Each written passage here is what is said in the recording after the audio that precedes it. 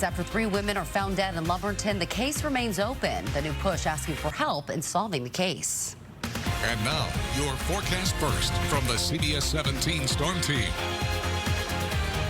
Well, tough to find anything in the weather world to complain about today, but over the next few days, I got a list of things that are going to change and that we'll maybe complain about. Good evening. Glad you're here with us tonight, though, on CBS 17. It starts tomorrow morning. It will be a little cooler, not cold, but we start off in the 50s. Then we'll have more clouds throughout the day.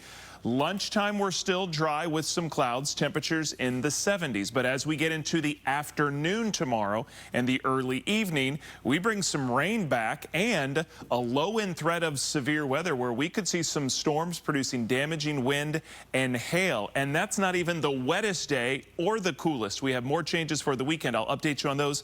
It's on your 10-day forecast in less than 15 minutes. Now, breaking news from CBS 17 News. Iran has grounded all commercial flights after reports of loud explosions. Thanks for being here. I'm Angela Taylor. And I'm Rod Carter. And now Iran is firing its defense system. Iran's government has not commented on the cause of those explosions.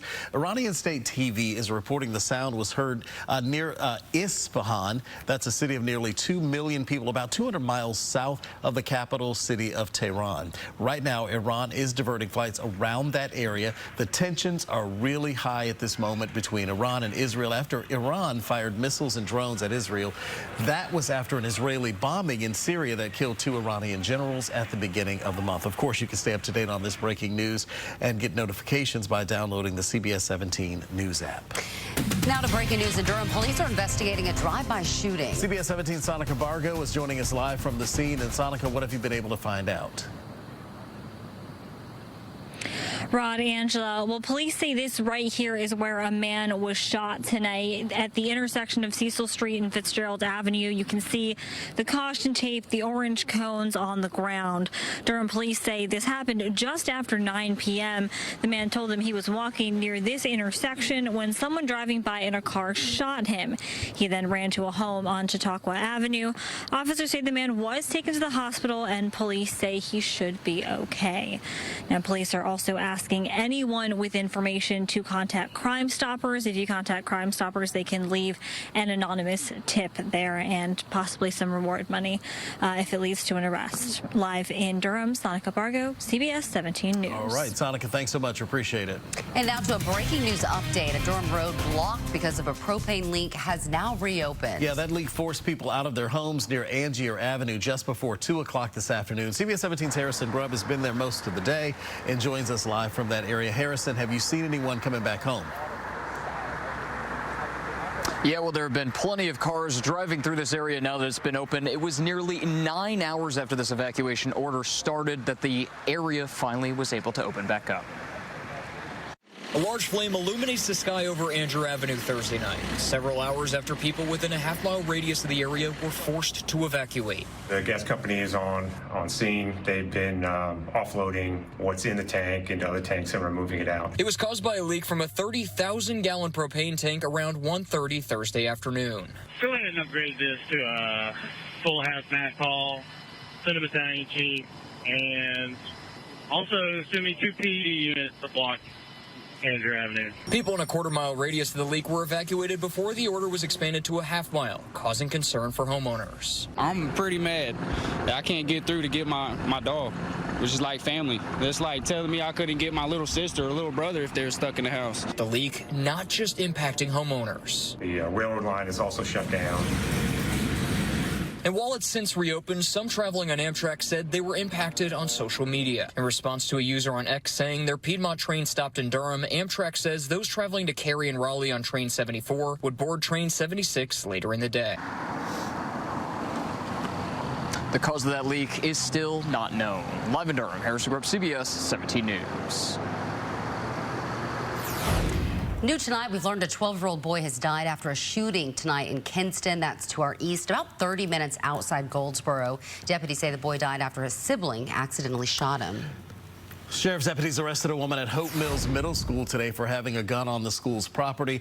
A Cumberland County school resource officer says he actually saw Stevie Pelfrey with that gun. She is expected in court tomorrow afternoon. Employees with Durham Public Schools rallying again for better pay. Last month, nearly 1,400 classified employees took pay cuts after they were promised raises. CBS 17's Sonica Bargo was at tonight's school board meeting as employees had their chance to have their voices heard.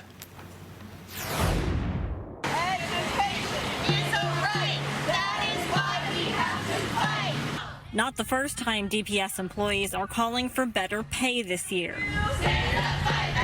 It's part of a months-long fight with the district after classified workers saw unexpected pay cuts in March. Employees want back pay for those paychecks and raises across the board.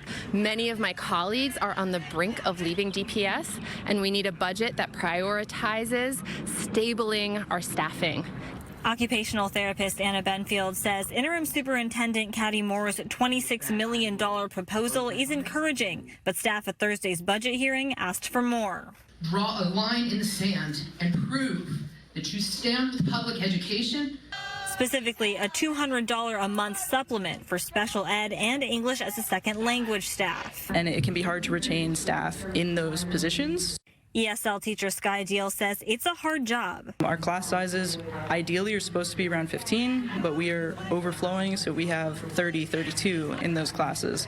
A pay bump would help. And the movement on teacher and classified staff salaries has been very limited over the last few years. Interim Superintendent Moore agrees, but says state government has to do more to raise salaries. In the meantime, the board has requested that we model how much it would cost to implement an additional supplement for EC and ESL teachers. We're going to run those numbers. That was Sonica Bargo reporting. Tonight's budget is not the final version. The board is actually going to look at tonight's suggestions before presenting a proposal to the Durham County Commissioners to approve. Much of the Triangle is growing at a pretty fast rate, and Johnston County is now feeling the effect of that. They're now cutting the number of pre-K classes that they offer. Johnston County's pre-K programs are for qualifying children with special needs, both financial and those who just need that extra support. Child care experts say the move could put more load on private preschools, which they say already struggle to meet the demands of the county. Parts of the county, what we're seeing is tremendous growth. And so there's a lot of families moving in. And as families move in, the child care facilities that are available, they haven't kept up with the population growth. Johnston County Public Schools say families already in the program will keep their spots.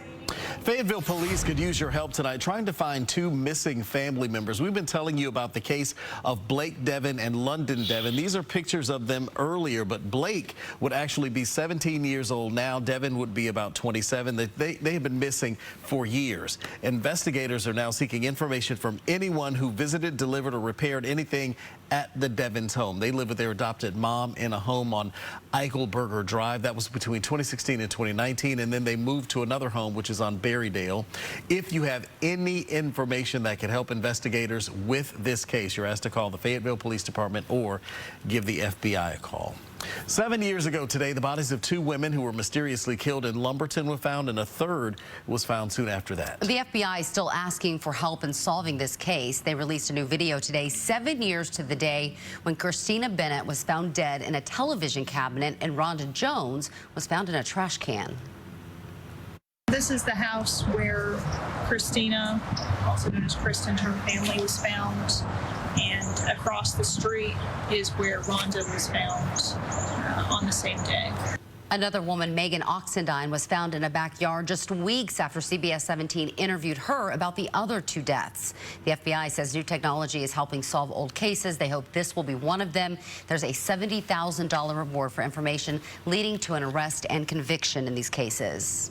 A man accused of shooting and killing his girlfriend in Apex has been indicted. Prosecutors say Tevin Leach shot and killed Felicia Barbie Battle outside Beaver Creek last month. Witnesses say Barbie Battle was working there when Leach talked her into going outside to talk to him, where they say he shot her. Leach is charged with first-degree murder. Police on the campus of North Carolina Central University are looking for 3 more people in connection to a shooting that happened inside a dorm earlier this month. Jayeana Mitchell, Eric O'Hill, and Kenyatta Carmichael are all wanted for conspiracy to commit armed robbery. Police say they have already arrested 3 other people related to this case. Tyon Richardson was shot in a residence hall on April 2nd. It was a time to celebrate at Shaw University tonight. The university held its annual Awards Day at C.C. Spalding Gym. Awards Day is held every April. The university celebrates the academic success of students, formally recognizing them for their academic excellence, being outstanding role models, being an honor society, and students who receive scholarships. Congratulations to all of them. Pretty cool stuff. Yeah.